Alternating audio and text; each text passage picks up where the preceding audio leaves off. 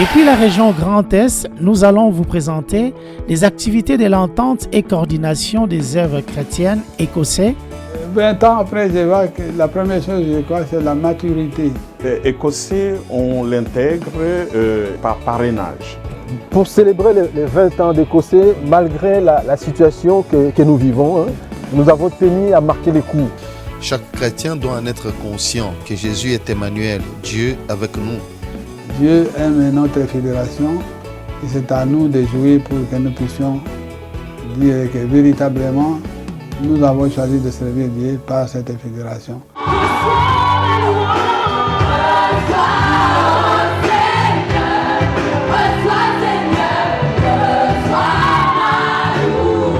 Eddie Adola. Alors, pasteur Sampera, là nous partons. Oh là là, j'ai pas mis ma ceinture. Mettez la ceinture. Donc là nous sommes dans quel quartier pratiquement? Alors, nous sommes ici à Shintigai.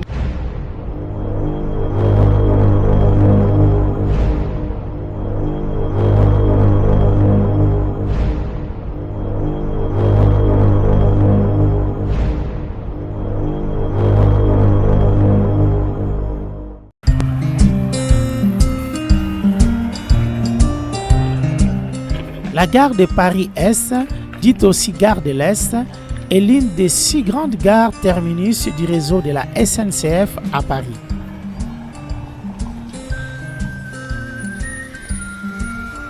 Avec plus de 41 millions de voyageurs par an, il s'agit de la 5e gare de Paris. Les trains au départ desservent les grands Est de la France ainsi que les destinations internationales, l'Allemagne, le Luxembourg et la Suisse. C'est ici que je prends mon TGV, les trains à grande vitesse, direction Strasbourg, en Alsace. Strasbourg est la capitale de la région Alsace-Lorraine, Champagne-Ardenne, au nord-est de la France.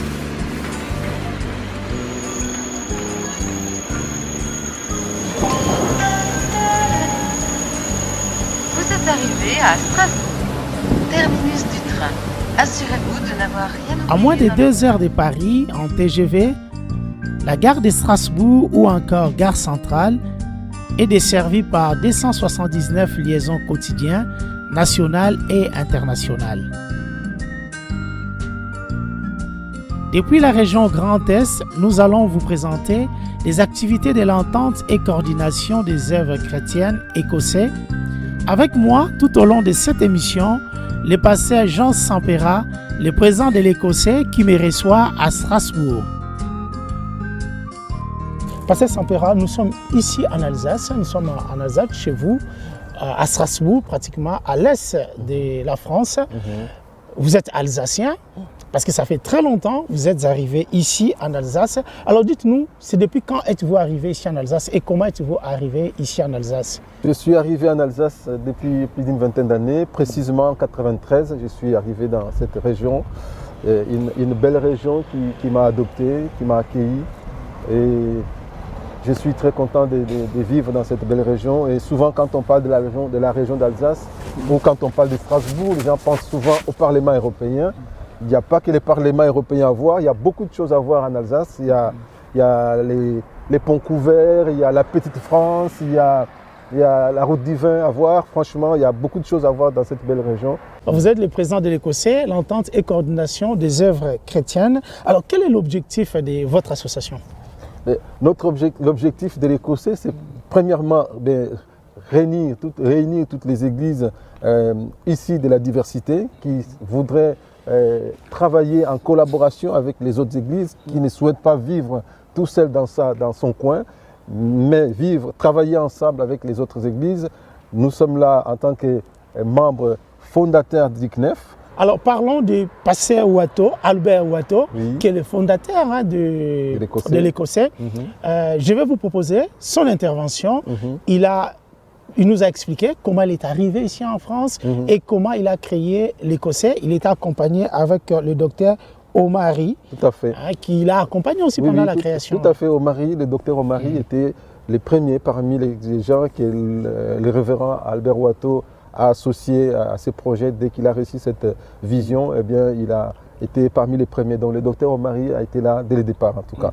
Voilà, c'est d'ailleurs lui les premiers présidents à qui nous avons succédé aux affaires. Voilà.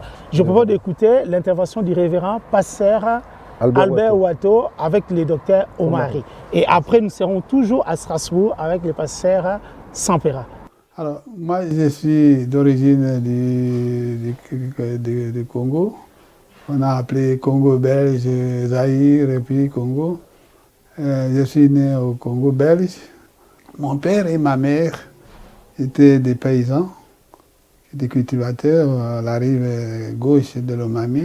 L'Omami qui est une grande rivière affluent du Congo, du fleuve Congo.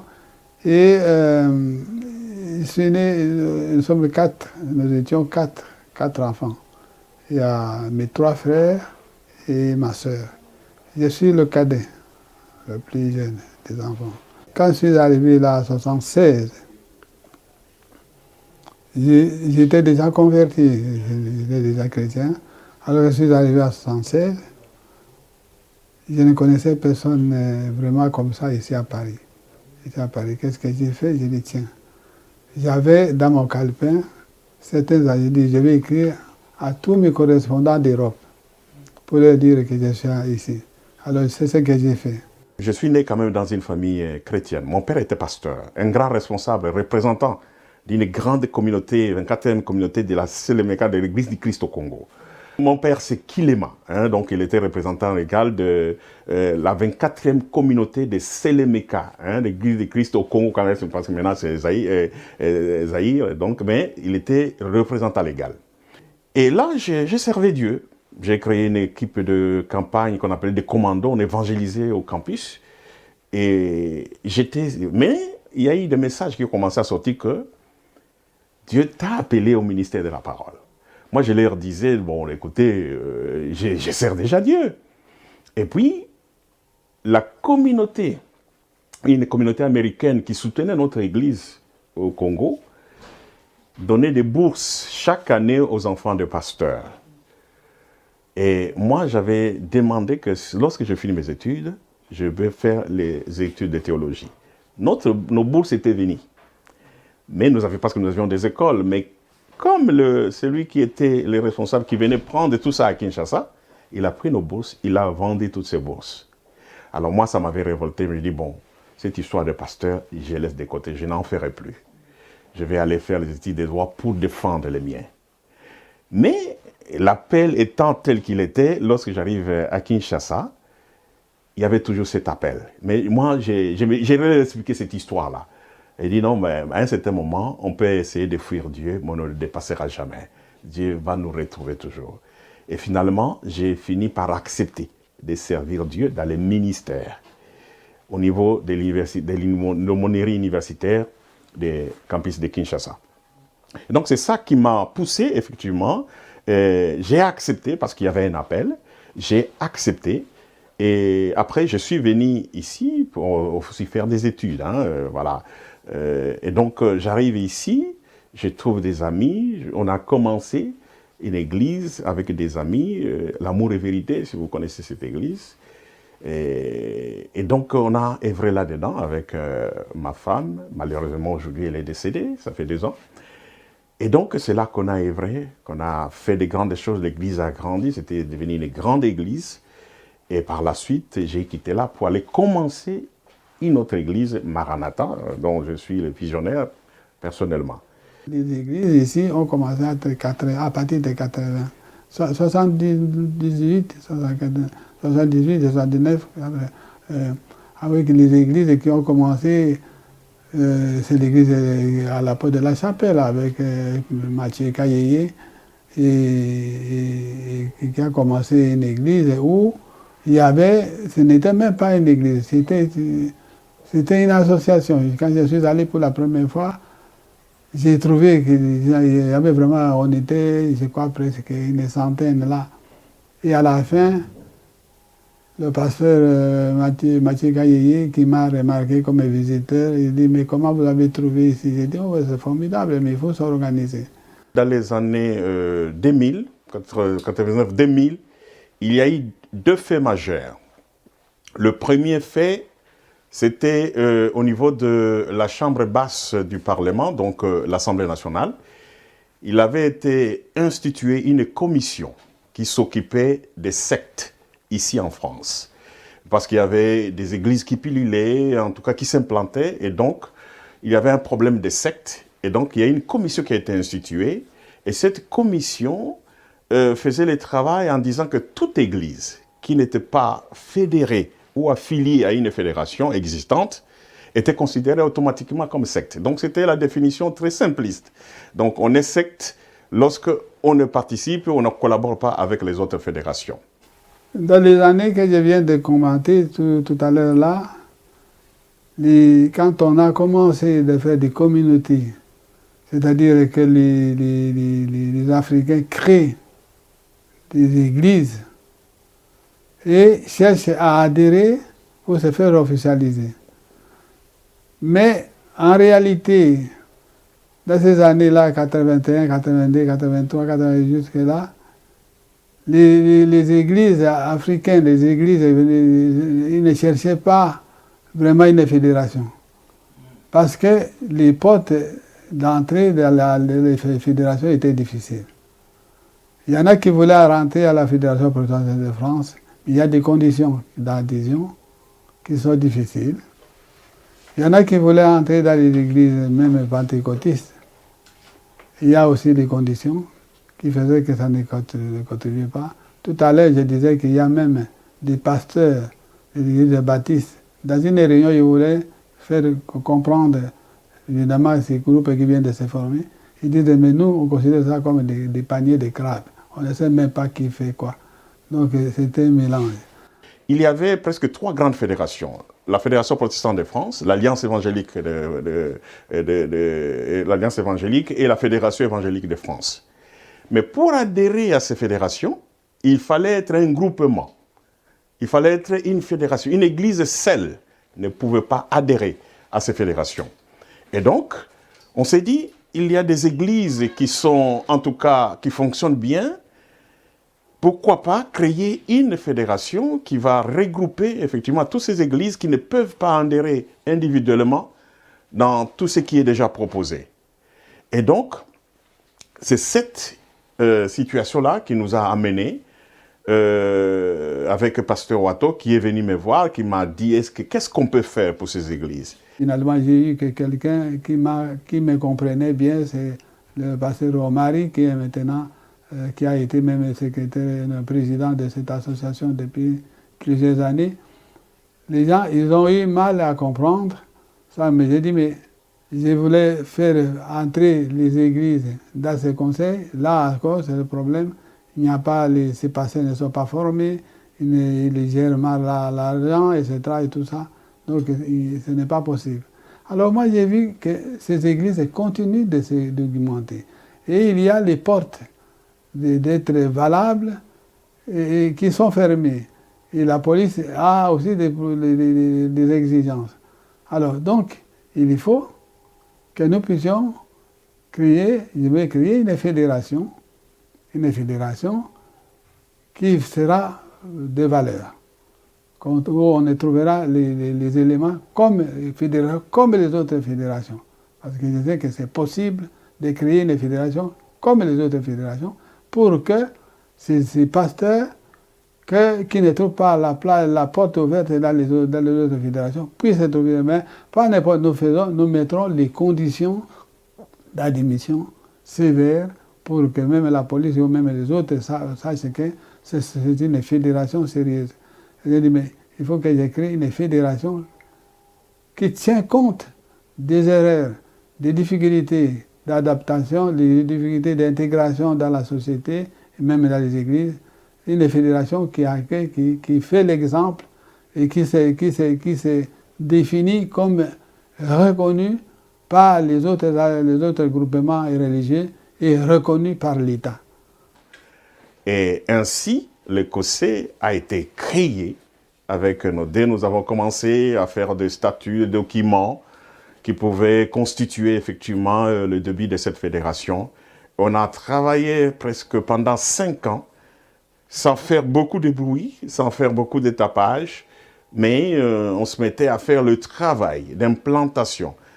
Et lorsque nous avons fini, effectivement, nous avons fait la déclaration et nous avons eu tous les documents administratifs par rapport à cette fédération, on a commencé à parler, à organiser des réunions, et c'était de bouche à l'oreille que ça se passait.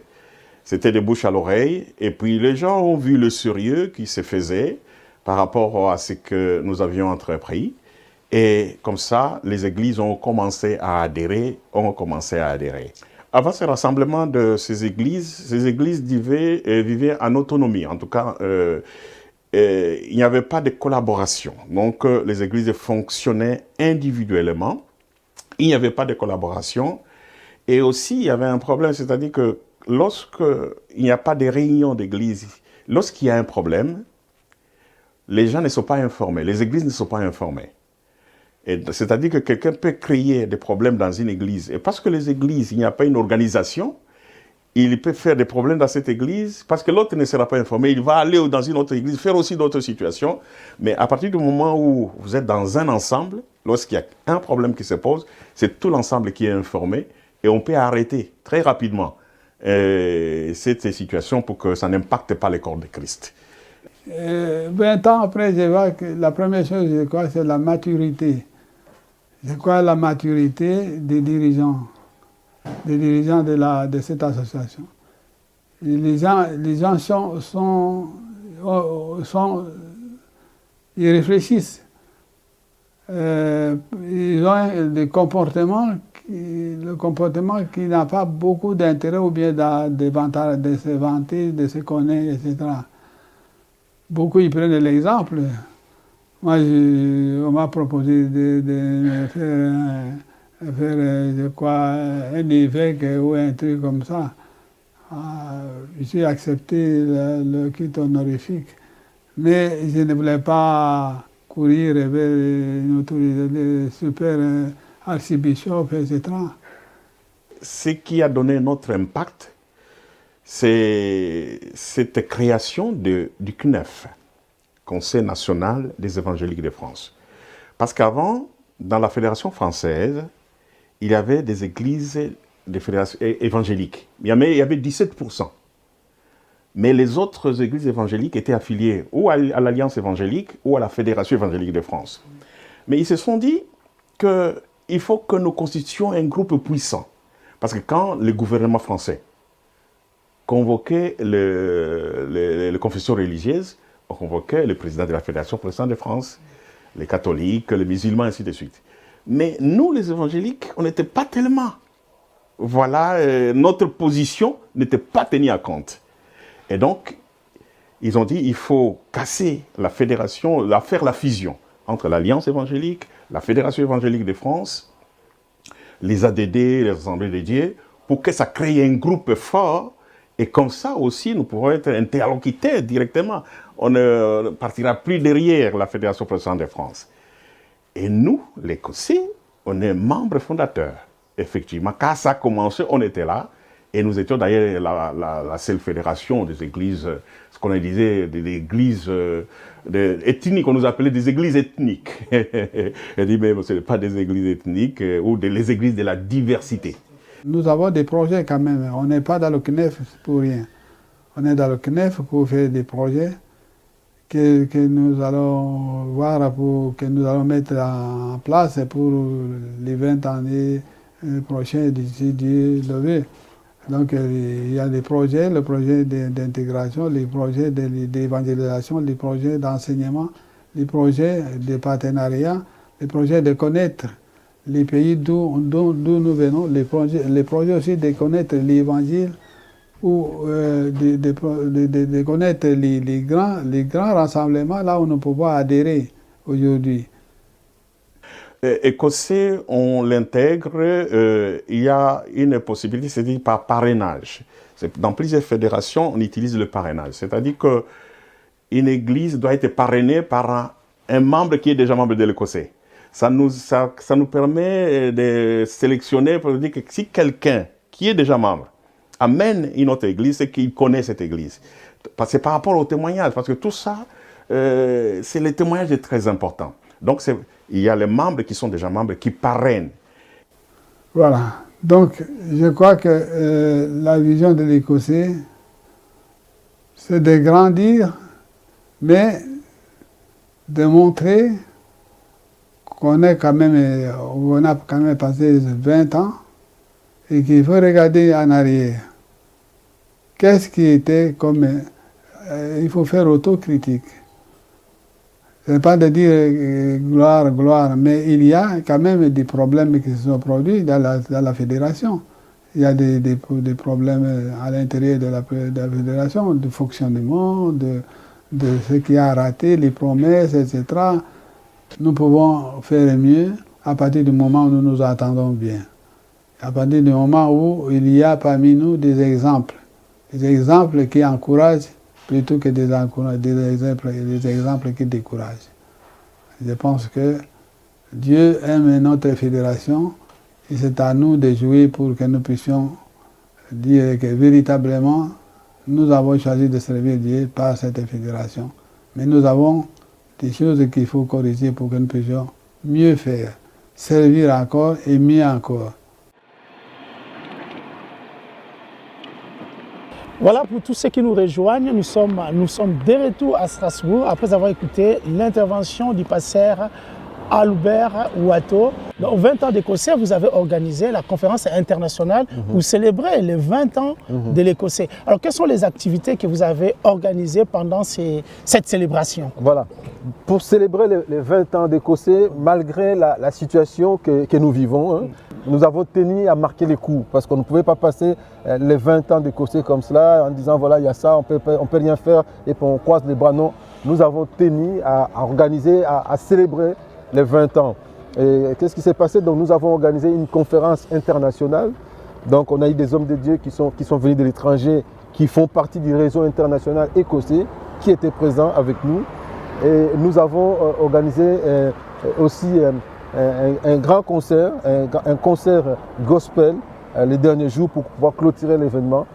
Alors, je vais maintenant vous proposer de retourner à Paris. Nous allons revivre alors les 3 jours de la conférence pour les 20 ans d'Écossais. Restez avec nous.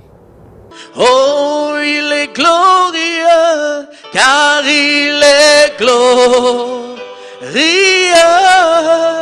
et digne de régner. L'agneau est souverain.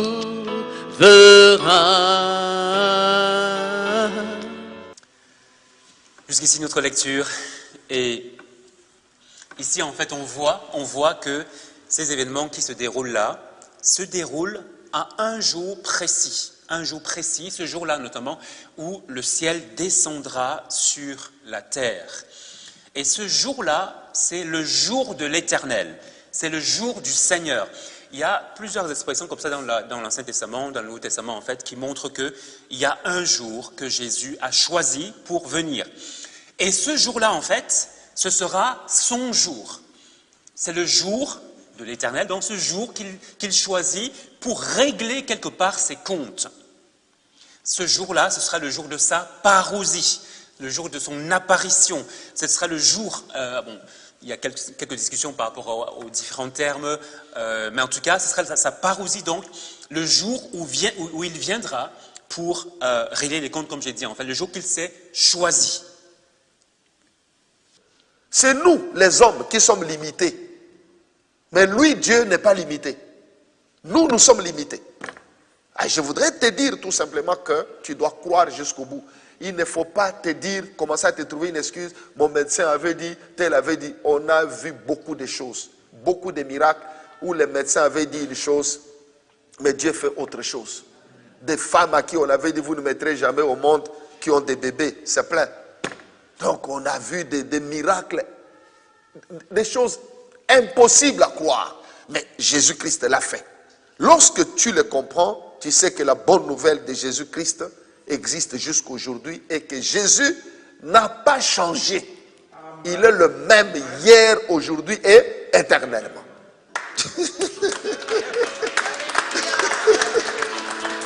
Avant, tu n'arrivais pas à le faire. Et maintenant, c'est parti. Je crois que vous êtes en train de remarquer ce que je vous enseignais. Ok? Beaucoup de malades qui sont guéris ici, je n'ai pas prié pour eux. Ils sont guéris là, en arrivant là. C'est qui les guérit?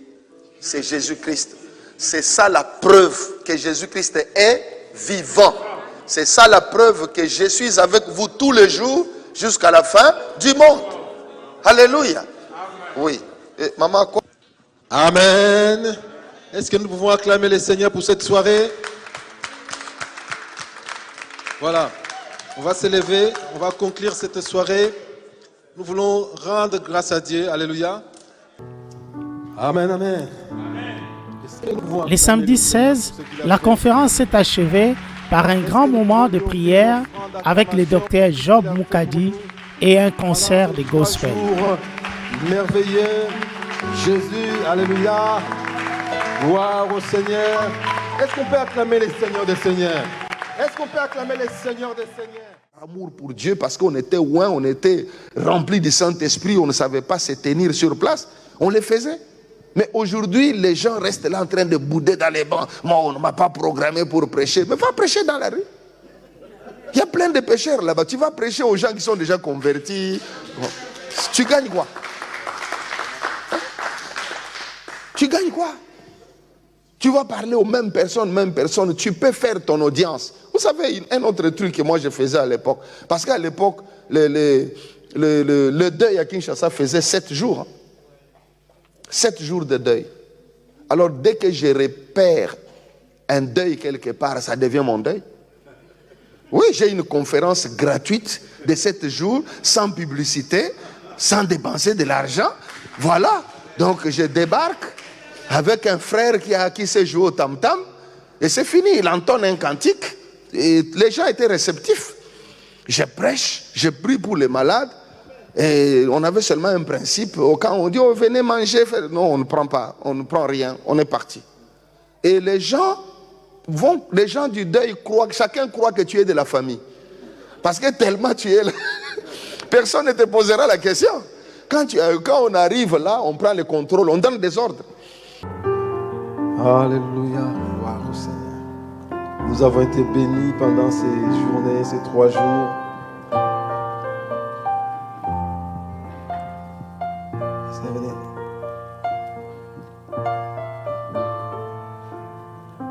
Bien, je voudrais dire une prière pour vous et toucher chacun de vous.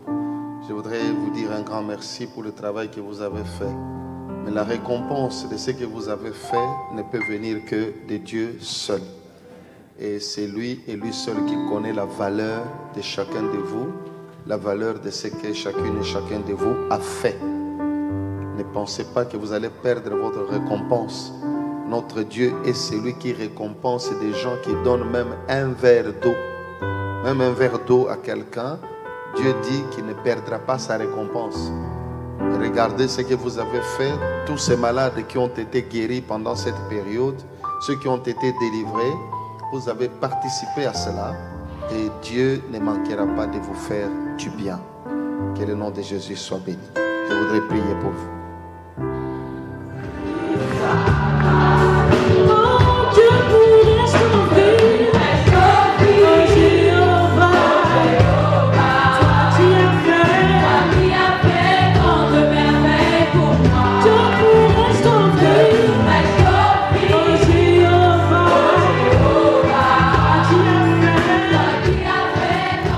Dans l'après-midi, la jeunesse de l'Écossais nous a conduits dans un moment de louange et d'adoration pour la clôture des festivités de 20 ans de l'entente et coordination des œuvres chrétiennes.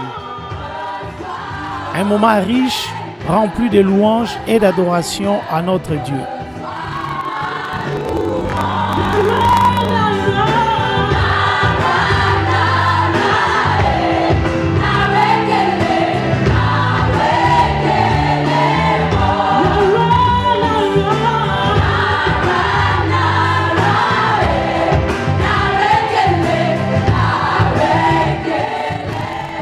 Voilà, on y est, les festivités de 20 ans de l'entente et coordination des œuvres chrétiennes sont terminées. Alors quel bilan tirent les participants? En tout cas, vraiment, c'était une bénédiction pour moi d'être ici. Je suis venu du Maryland aux États-Unis pour participer à cette 20e année de l'anniversaire de l'Écossais. Alors, en tout cas, j'ai été béni par ces 3 jours vraiment de formation. On a eu des débats vraiment sur des sujets vraiment clés dans la Bible et ça nous a permis de partager certains messages entre nous, serviteurs de Dieu, et le soir également avec l'homme de Dieu qui est venu de l'Angleterre, en tout cas qui a été une bénédiction pour le peuple de Dieu sur le domaine des guérisons. On a vu des guérisons, on a dit vraiment Dieu agit pendant la cérémonie. Nous ne pouvons que rendre grâce au Seigneur pour sa fidélité. Une fois de plus, il a été fidèle et nous bénissons les serviteurs qu'il a mis à nos côtés. Le serviteur, moi je suis désolé de s'appeler le serviteur Charles Kenfak, et celui qui vient de nous bénir ce matin, le serviteur Job Mukadi. Que le Seigneur soit vraiment glorifié pour ces personnes qu'il a mis sur notre chemin, pour qu'ils apportent leur pierre à l'édifice que le Seigneur est en train de bâtir au travers de nous. Alors, la difficulté principale, c'est celle que le monde entier vit, que toutes les églises vivent. Nous ne sommes pas exemptés de cela. Selon quelques nouvelles que j'ai eues du Canada, aux États-Unis, en France, en Afrique, je ne sais pas trop comment ça se passe, mais de toutes les façons, le monde a été ébranlé et l'Église n'a pas été épargnée. Il y a eu des choses qui sont révélées par rapport à la maturité des chrétiens et nous devons réfléchir maintenant à cela parce que les gens qu'on croyait matures, quelques-uns jusqu'à présent ne sont pas revenus à l'Église. Ça, c'est la principale difficulté. En ce qui concerne la région parisienne dans laquelle nous servons le Seigneur, la grande difficulté a été de rassembler parce que voilà, on n'avait pas d'autre choix que de faire pendant les jours ouvrés. C'est-à-dire jeudi, vendredi, le jour où les gens vont au travail. Beaucoup n'ont pas pu avoir les congés comme ils ont payé. Donc l'équipe, le comité d'organisation qui était mis en place, même quelques-uns de ce comité n'ont pas eu de vacances. Ça veut dire qu'une petite poignée était en même temps au four et au moulin. Mais béni soit le Seigneur, voilà, l'Esprit de Dieu avec nous, le Saint-Esprit avec nous, les anges sont avec nous et les choses finalement se passent bien parce que toutes choses seront encore au bien de ceux qui aiment le Seigneur, n'est-ce pas? Nos impressions sont bonnes, surtout sur la base des échanges qu'il y a eu entre différents serviteurs de Dieu. Les enseignants étaient à la hauteur et surtout dans les ateliers, on a eu des échanges très fructifs qui ont permis que les uns et les autres, que nous puissions nous compléter, étant donné que chaque pasteur a son don, a sa grâce, et nous avons eu vraiment des bons moments. Et en conclusion, je dirais que c'était un des bons moments d'échange. Je serai avec vous jusqu'à la fin du monde. Qu'est-ce qu'on peut retenir de ces grands thèmes de ces semaines? Le Seigneur a confirmé cette parole par le docteur Bob Mukadi qui a confirmé cela, que le Seigneur est toujours avec nous. Et surtout par la démonstration de puissance, nous avons vu beaucoup de guérisons instantanées, voilà, montrant que le Seigneur n'est pas seulement assis sur le trône, mais il est avec nous comme il avait dit que je serai avec vous tous les jours jusqu'à la fin des temps. Alors qu'est-ce qu'on peut retenir des Écossais aujourd'hui, 20 ans après? 20 ans, nous retenons que c'est, comme je l'ai dit hier à la réunion, que c'est un âge de maturité qui montre que quelque chose s'est passé. Nous bénissons le Seigneur pour ce qui a été déjà fait et nous rendons surtout grâce pour ce qui se fera les années à venir. Merci beaucoup. Que Dieu vous bénisse. Merci. Bien, impression, je dirais tout simplement que personnellement, je me réjouis d'avoir transmis le message que j'avais à transmettre à l'Église. Parce qu'il s'agit d'une association des églises. Et il était important pour moi d'apporter un message de réveil pour permettre à l'Église de ne plus rester seulement dans la formation et la transformation, mais d'aborder également l'aspect équipement, de sorte que l'Église soit équipée de puissances, non seulement pour raconter des histoires, mais aussi détruire les œuvres du diable. Et j'ai eu l'impression d'avoir été entendu, parce que j'ai vu à travers les réactions que les gens, les pasteurs qui étaient là, ont accepté les messages qui avaient été donnés. Je serai avec vous jusqu'à la fin du monde. Alors quel sens donnez-vous à ces thèmes, surtout dans ces moments difficiles que nous passons, où l'Église a peut-être du mal à se réunir?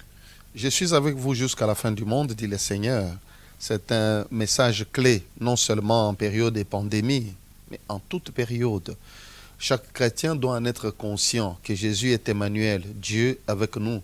et ne pas vivre avec un Jésus retranché derrière un gros nuage qui ne peut pas intervenir dans les affaires des hommes. Nous ne servons pas un Dieu qui soit indifférent aux souffrances des hommes. Voilà ce qu'ils doivent comprendre. Que nous soyons à la maison, dans une assemblée, partout où nous sommes, en toute période, Christ est avec nous et il ne se dédiera pas. Et quand on est conscient de cela, on peut faire face à toutes sortes de problèmes sans crainte, même face à la Covid. On fait face à tout cela sans crainte parce qu'il est avec nous. Et quand il est avec nous, ce n'est pas tout simplement pour nous regarder faire ce que nous avons l'habitude de faire, c'est pour prendre le contrôle de toutes choses, pour nous diriger, nous conduire et nous donner la victoire. Voilà. On va revenir à l'Écossais. 20 ans déjà. Oui. Quel conseil pouvez-vous donner à tous ceux qui participent à l'Écossais, les représentants, surtout ceux qui ont même fondé l'Écossais? C'est de se tourner vers l'évangélisation. C'est de se tourner vers l'évangélisation. Ils doivent se tourner vers l'évangélisation du monde.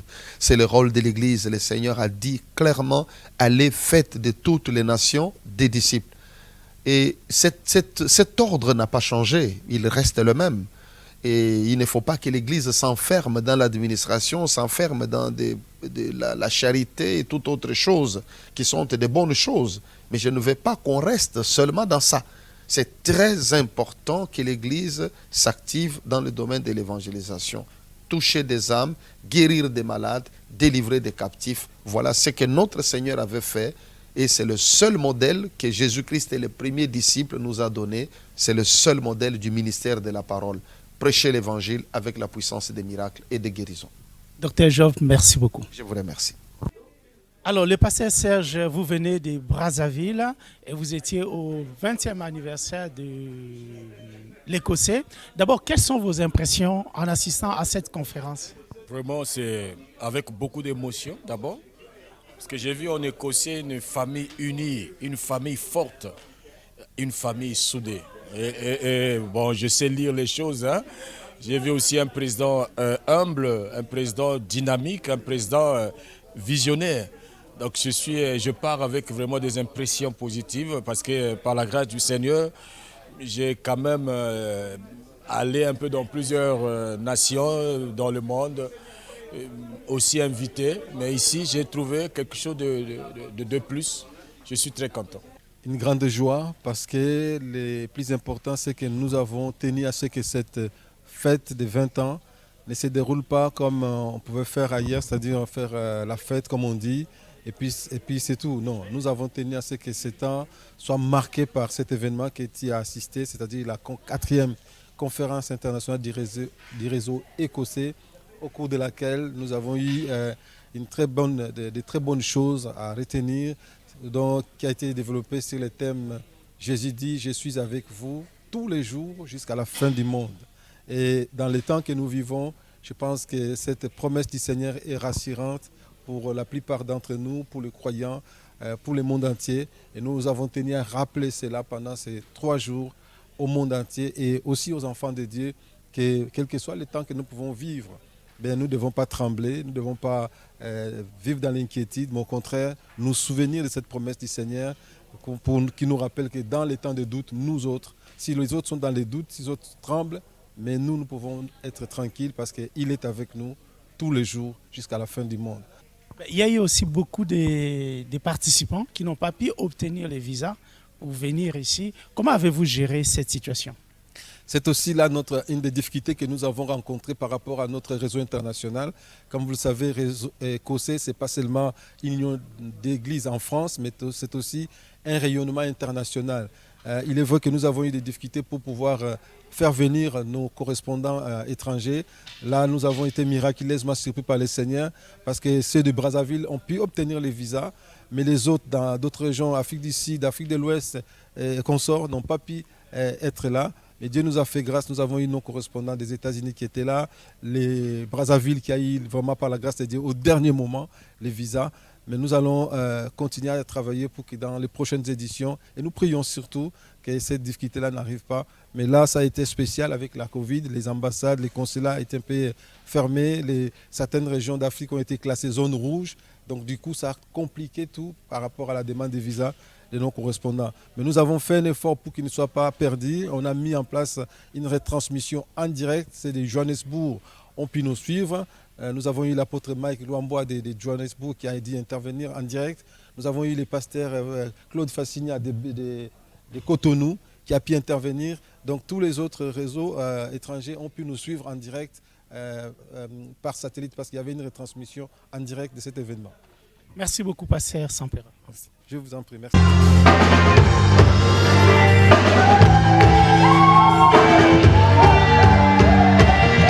Est-ce que quelqu'un veut jouer avec moi ce soir?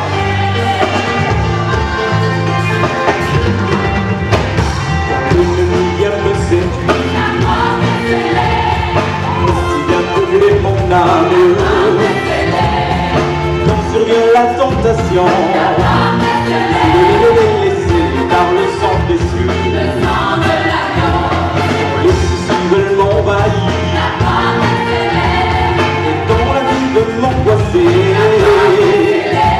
Quand je me sens en proie aux douleurs, je vais les laisser par le sang précieux.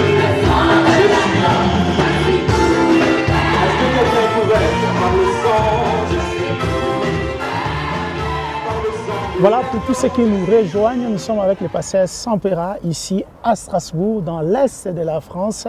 Alors, pasteur Sampera, nous venons juste de voir les activités qui entouraient les 20 ans des Écossais, donc les 3 jours d'activité. Alors, qu'est-ce qu'on peut retenir de cette célébration des 20 ans? Merci beaucoup, Fenzi, pour cette question.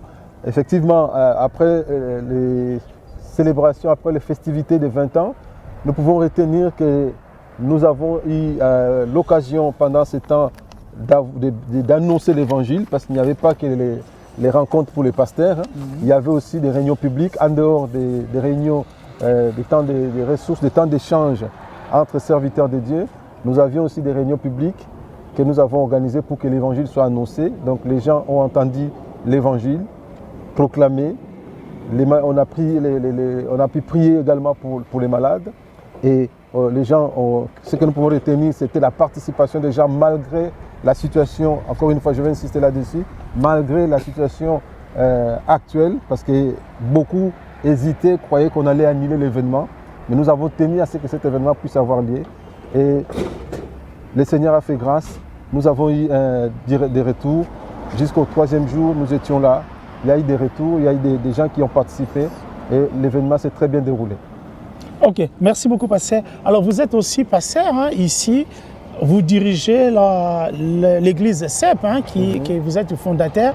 Comment le Seigneur vous a touché pour que vous rentrez dans son service, pour devenir aujourd'hui pasteur? Alors, nous existons depuis 2005.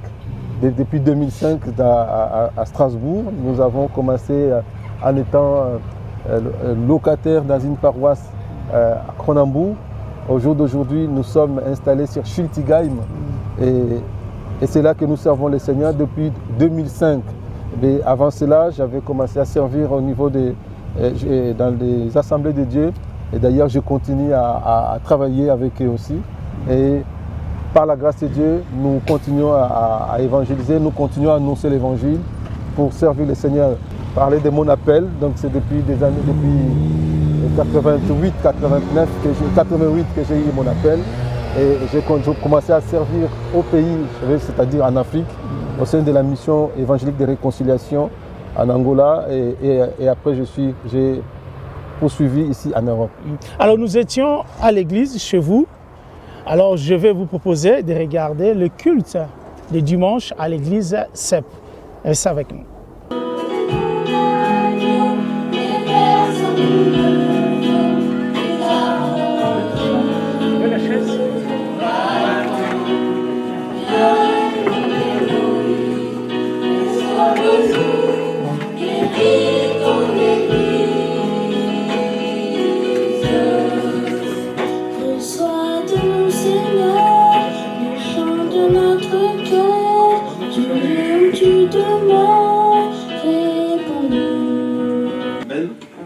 Alors, je laisse la place tout à l'heure à notre sœur Anne. Anne Burle, c'est l'assistante pastorale, c'est-à-dire c'est l'assistante du pasteur, l'assistante pastorale. Alléluia. Nous la recevons ce matin avec notre casquette, celle du prédicateur de l'évangile. Amen. Nous bénissons le Seigneur. Il est bon de louer Dieu. Hein? est bon d'être dans sa présence. Vous avez les salutations de l'équipe pastorale de l'EPI, donc c'est l'église qui est à la Méno, quartier La Méno, pour les salutations et toutes les bénédictions dans le Seigneur. Amen. Il y a quelques années de ça, avec des amis, quand j'étais jeune, vers la vingtaine, on allait à Monaco, c'est une ville qui est sur la côte, près de Nice, aux frontières presque italiennes. Et c'est une ville qui est vraiment très propre, on peut presque y manger par terre et tout ça. Et les gens même, ils laissent leur voiture, leur Porsche avec les clés dessus, les vitres ouvertes, ils ne sont pas inquiets, tout est filmé, tout ça. Et puis, dans cette ville, il y a un casino, et bien, nous, on était jeunes, curieux, qu'est-ce qu'on voulait faire? On voulait aller rentrer dans ce casino pour voir qu'est-ce qui se passe, comment ça se passe, qu'est-ce qu'il y a. Et donc, on rentre, et les vigiles, en moins de 2, ils nous remettent dehors. Et on se dit, mais punaise, c'est quoi le problème? Et en fait, on était en short, tongs, t-shirt, débardeur.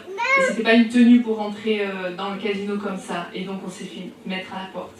Et peut-être que certains d'entre vous ont vécu cette situation dans la vie, d'être mis à la porte, soit peut-être d'une famille, soit peut-être parce que ta profession, ta confession, tes choix ont fait que tu as été rejeté, tu as été mis dehors, tu as été mis à la porte. Et c'est une situation qui n'est pas forcément facile à vivre. Et le titre du message de ce matin, c'est « Soyez les bienvenus ». Alors vous allez dire, mais attends Anne, c'est toi qu'on a invité, pourquoi tu dis « Soyez les bienvenus » Vous allez comprendre par la suite. On va prendre la Bible dans Jean chapitre 6, verset 37. Oh, il est bon d'élever Dieu. Il est bon d'élever Dieu.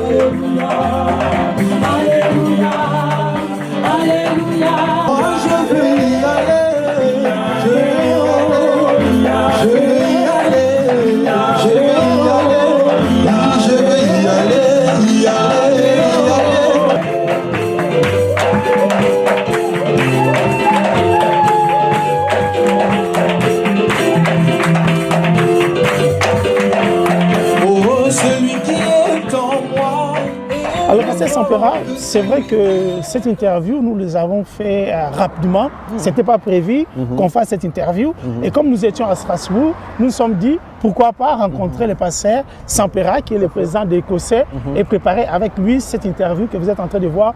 Je vous garantis, il fait tellement froid ici. Vous ne pouvez pas vous rendre compte, mais je vous assure, il fait froid. Si nous sommes mis ici, parce que pourquoi il fait froid ici chez vous? C'est la particularité de l'Alsace. Quand il fait froid, il fait froid. Quand il fait chaud, il fait chaud. Mais nous aimons bien cette région. Il fait beau vivre. Voilà. Merci encore une fois à Classe Affaires d'avoir fait les déplacements, de nous avoir consacré ces moments ici. Et ça nous permet de pouvoir communiquer, de pouvoir partager ce que nous vivons ici, ce que nous faisons avec l'Écossais. Parce que aujourd'hui, c'est le jour d'Écossais. C'est les 20 ans écossais. C'est vraiment pour Écossais qu'on a pris ce temps pour partager un peu par rapport à ce que nous avons vécu dans le cadre de 20 ans écossais. Donc j'encourage, j'appelle les frères et sœurs des autres assemblées qui ne sont pas fédérés, parce qu'il faut le faire, parce que les jours qui arrivent, la situation va être un peu particulière. En France, certainement, vous avez suivi la nouvelle loi qui a été votée à la fin du mois d'août de l'année dernière. C'est la loi sur le séparatisme, où nous allons le résumer comme étant une laïcité de surveillance que nous allons vivre.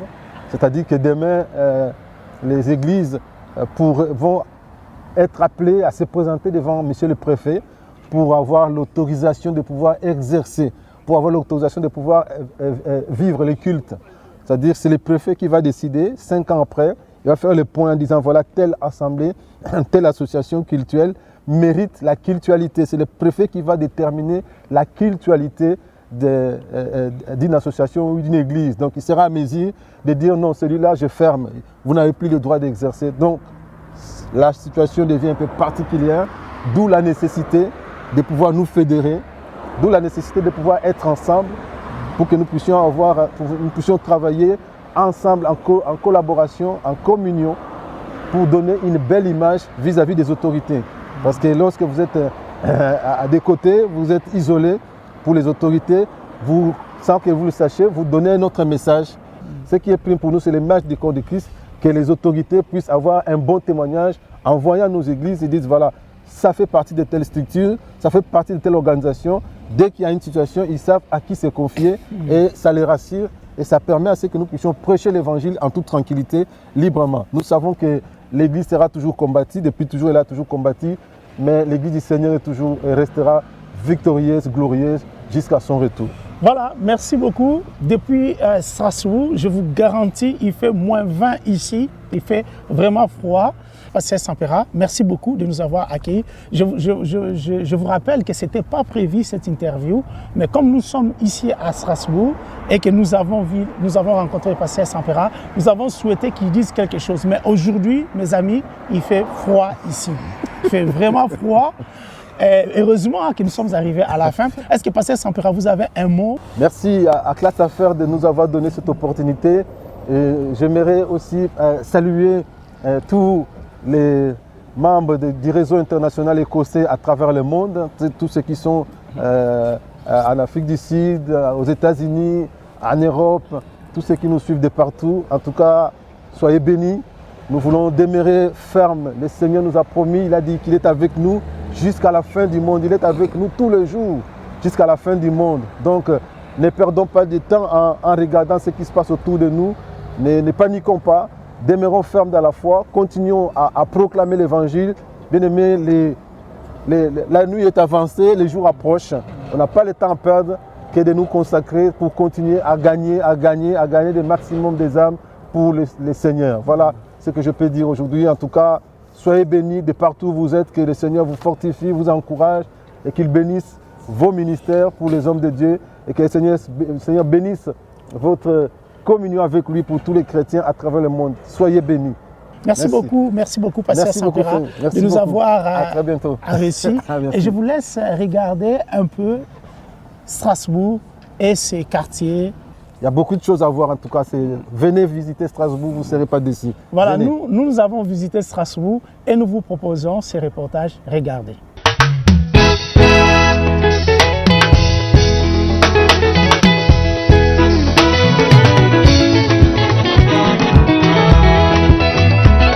Zembo Oyo, Eddie Adola. Alors, Pasteur Sampera, là nous partons. Oh là là, j'ai pas mis ma ceinture. Mettez la ceinture. Donc là nous sommes dans quel quartier pratiquement? Alors, nous sommes ici à Schiltigheim. C'est la ville frontière avec Strasbourg. C'est la ville frontière avec Strasbourg qui partage d'ailleurs les quartiers européens. Donc à gauche, à notre gauche, c'est l'accès pour aller aux institutions européennes. J'ai nommé le Parlement européen, mais aussi les palais des droits de l'homme et les autres représentations du Conseil de l'Europe qui sont établis à Strasbourg. Les touristes qui viennent visiter Strasbourg, qu'est-ce qu'ils veulent voir quand ils arrivent ici à Strasbourg? Mais quand les gens viennent à Strasbourg, ils viennent en priorité voir, il y a la cathédrale de Strasbourg qui date des siècles et des siècles. Il y a les palais de l'Europe, bien sûr, le Parlement européen, mais il n'y a pas que ça, il y a aussi la Petite France. La Petite France qui a son histoire, c'est un quartier qui a été créé à l'époque napoléonienne. Pourquoi la Petite France? Parce que c'était juste un terrain, un îlot où était situé les premiers hospices de Strasbourg. Les militaires qui étaient touchés de la syphilis, parce qu'il y avait, aujourd'hui on parle d'une pandémie, et à l'époque il y avait cette pandémie de la syphilis, cette maladie de la syphilis, et ça venait de l'Italie. Et lorsque les soldats de Napoléon étaient touchés, donc on les amenait tous à Strasbourg pour se faire soigner. D'accord. C'est ici qu'ils venaient se faire soigner, et ça s'est passé à l'époque dans ces quartiers de la Petite France. C'était sur la rue Finkwiller. Aujourd'hui, après cet établissement-là, il y avait un établissement qui était situé sur la rue de Finkwiller. Et quelques temps après, je crois à partir du XVIe siècle, ça a été construit, rue des Moulins, à Strasbourg, toujours à côté du quartier, à côté de la rue Finkwiller, d'où la Petite France. Donc en dehors de la Petite France, il y a, dans la Petite France, il y a aussi, on visite aussi les ponts couverts de Strasbourg. Les ponts couverts, pourquoi? C'est des ponts qui ont été créés à l'époque de Napoléon aussi. C'était pour protéger Strasbourg contre les invasions étrangères. Protéger Strasbourg contre les invasions étrangères. Donc il ne fallait pas que les étrangers passent par les Rhin et rentrent par les moyens fluviales. Donc il fallait protéger pour qu'ils n'arrivent pas à passer avec leurs navires. C'est pour ça qu'on les appelle les ponts couverts. Et c'était pas l'État l'État de Strasbourg qui l'avait financé, c'était financé par les bourgeois de Strasbourg. C'est-à-dire les gens qui avaient des moyens à Strasbourg se sont mis ensemble pour construire les ponts couverts à Strasbourg. Voilà. D'accord. Mais en dehors de ça, il y a aussi une relation entre Strasbourg et l'Allemagne. Hein? Tout à fait. Alors, qu'est-ce qui marque la relation entre Strasbourg et l'Allemagne? Parce que ce sont deux villes qui sont côte à côte. C'est vrai, pour matérialiser cette alliance de paix, Strasbourg et Kehl ont construit un pont qui relie les deux villes. Hein, l'Allemagne, du côté il y a Kehl, et de l'autre côté, pour la France, il y a donc Strasbourg. Et ces deux villes donc, ont construit un pont qui relie ces deux villes. Et il y a même aujourd'hui les trams qui partent de Strasbourg qui va jusqu'en Allemagne. Hein, donc depuis Strasbourg, tu peux y aller en Allemagne avec les trams urbains de Strasbourg qui permet aujourd'hui les deux villes en fait, de matérialiser cette unité. Les habitants de Strasbourg aujourd'hui, ils vont facilement à Kehl. Oui, les habitants de Strasbourg aujourd'hui sont facilement accueillis à Kehl, ils font l'aller-retour. De la même manière, les habitants de Kehl viennent à Strasbourg sans problème. Donc, mais qu'est-ce qu'ils viennent chercher quand vous allez là-bas à Kehl, quand vous faites ces échanges-là? Qu'est-ce que les habitants cherchent? C'est les échanges économiques, c'est-à-dire que les gens ils vont sur place. Il y a les Allemands de Kehl qui trouvent que la nourriture en Alsace est une bonne nourriture, hein, comme j'aime bien les vanter souvent. C'est une belle région où on y mange bien. Il y a la bonne qualité de nourriture, une bonne viande, des bons légumes frais. Et donc, qui fait que les Allemands préfèrent de leur côté venir faire les courses en France. Et de la même manière, les Français de l'autre côté de Strasbourg trouvent qu'en Allemagne, ils ont des... Hein, vous savez, c'est toujours ça qu'on dit. Hein, on pense quand on est de l'autre côté, on pense que l'herbe est verte et plus verte de l'autre côté. C'est toujours ça. Mais en tout cas, c'est des bons échanges entre ces deux villes. Tout se passe très bien. Il y a, Et alors, la communauté congolaise ici, comment la communauté congolaise est établie ici à Strasbourg? Oui, effectivement, il y a une très grande communauté congolaise à Strasbourg, je dirais aussi en Alsace, hein, parce que quand on parle de Strasbourg, on pense aussi à l'Alsace. Il y a Mulhouse, Colmar et consorts. Effectivement, à Strasbourg, il y a une forte communauté congolaise qui est très bien établie. L'association, il y a même une association qui est bien connue, l'association Bana Congo Kinshasa, qui est là depuis des années, qui fait un travail formidable au sein de la communauté. Vraiment, je tiens à les souligner. Ils font un travail formidable, cette association, ici à Strasbourg. Et au-delà de la communauté donc, congolaise, il y a aussi une forte communauté africaine sur place. Je pense à toutes les autres communautés, c'est-à-dire la communauté angolaise. Mais où se regroupent? Parce que souvent, dans des villes, on le voit souvent ici en Europe, les communautés qui arrivent, ils ont souvent un quartier, ils ont souvent un lieu où ils se retrouvent. Est-ce qu'ici à Strasbourg, il y a un lieu où la communauté africaine, congolaise, se retrouve souvent? Oui. Hein, si vous allez au quartier de la gare à Strasbourg, dès que vous sortez de la gare de Strasbourg, eh bien, en face, vous allez trouver une rue piétonne où on trouve beaucoup de magasins exotiques, où c'est vraiment l'Afrique. Hein, donc si on veut manger africain, on va là-bas, on peut trouver tout ce qu'on a envie de manger africain, on les retrouve là-bas. C'est les quartiers de la gare, je crois c'est rue de la Course. Vous trouverez tout le monde, toute la communauté africaine est bien représentée là-bas. Alors qu'est-ce qu'on peut retenir alors de Strasbourg, votre ville? Alors Strasbourg, notre ville, c'est vraiment une très belle ville où il fait beau vivre. Bien situé, moi je trouve très bien situé avec les trois frontières. où on est bien situé à côté de l'Allemagne. On est aussi frontalier avec l'Alsace, on est aussi frontalier avec la Suisse. Hein. On n'est pas très loin de la Suisse non plus. Donc c'est vraiment une très belle région, très bien située. Il y a la verdure, il y a de la bonne nourriture ici. Franchement, c'est un bon coin qui fait beau vivre. Je peux le conseiller aux gens.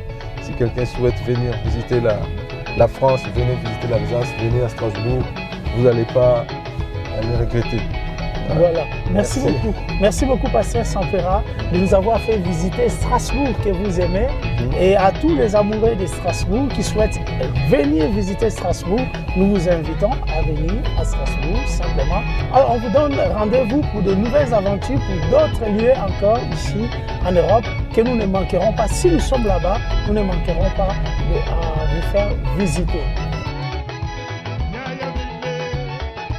J'espère depuis Strasbourg, capitale du Grand Est, avec le pasteur Jean-Sébastien Sampera, cette émission vous a renseigné sur les activités de l'entente et coordination des œuvres chrétiennes et sur la ville de Strasbourg.